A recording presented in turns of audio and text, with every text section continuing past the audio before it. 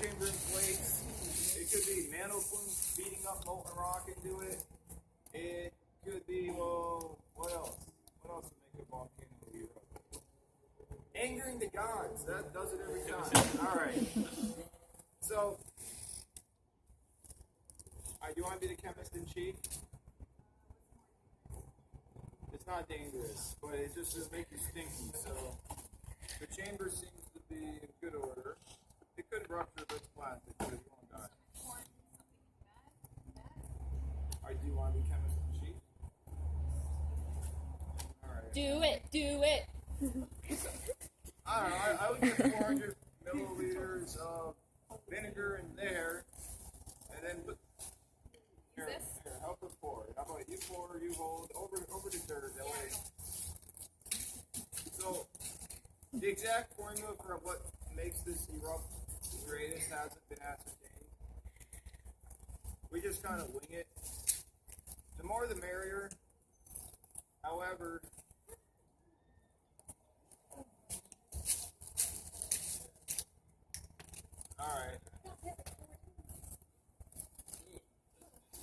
Alright, so pour half of that in there and see what it looks like.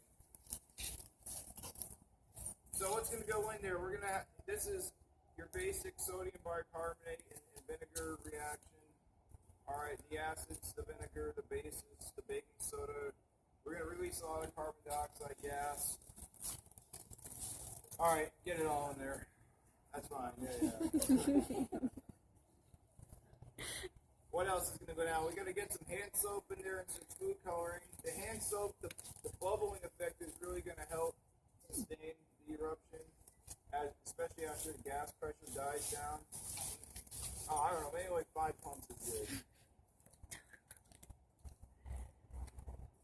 That was cold. 3 drops of food coloring. What did you think? That should do. So the greatest challenge for them is going to be how to get the baking soda in the vinegar and the cap on there before the fizzing, bubbling, rising mess gets bent. I don't know, does anyone play like Mario Party? We used to play Mario Party. And, Mario Party 9? Where the geology one where you have the lava that rises up each time. Well, you're going to be dealing with rising lava very quickly. So basically, before you do it, I mean, what I would say, you're going to have to get about at least a cup, or maybe what do you got here? Maybe 200 to 400 milliliters of powder in here, and the cap on here sealed completely before the eruption reaches the top of the bottle. You see, that could be a problem. Alright, well, the powder's got to get in there. You have the funnel to help. So, chemistry master, put 300 milliliters of baking soda in that dry container. We have a dry funnel, so it'll just slip down in there quickly. Again, you don't want lumps, you don't want bumps. Yeah, I'll get it all in there. You can bust up the lumps with a stick. Yeah, I kind of go with the 1-to-1 ratio with the baking soda and vinegar for volume. But I'm starting to think that you might need more vinegar. Do you think you need more vinegar? We don't want too big. Alright, do 100 milliliters more. 200 milliliters. This is the first time we're really... Yeah. Go with you. Alright. So again, yeah, their major issue is how to get that powder in that bottle and the lid sealed tight in less than 2 seconds. Because once that stuff falls in there, it's going to fizz, it's going to bubble, it's going to rise, and you're going to have to get it in. At some point, you may have to abort and just cap it. Alright. I've seen some students get it on quick. And I've seen students miss completely and just get Alright, so are you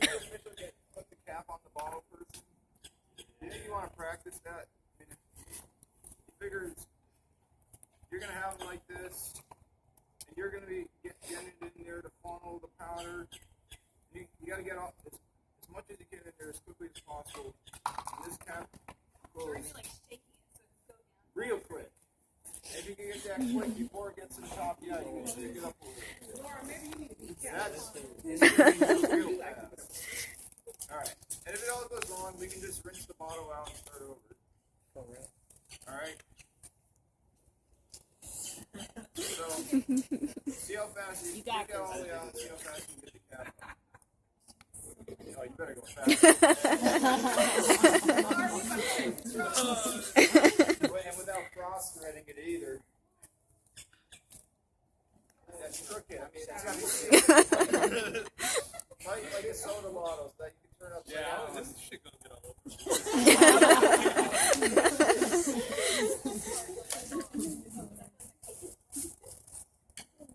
It's great. I don't know.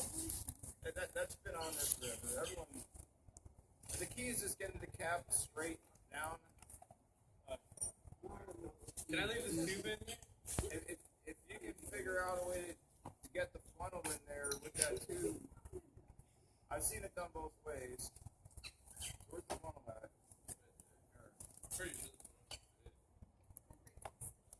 Yeah, follow the funnel if you want.